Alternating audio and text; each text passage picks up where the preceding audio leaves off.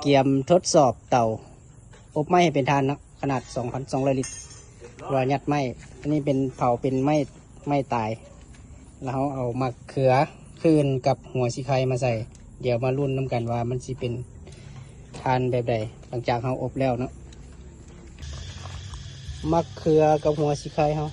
เจอคนใจไปเลย อันนี้หัวสีไข่เป็นทาน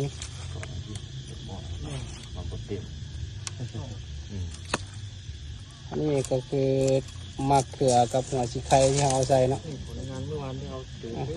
อันนี้เป็นทานมะเขือแล้วก็ทานหัวสีไข่ทานงามๆทานเตาอบ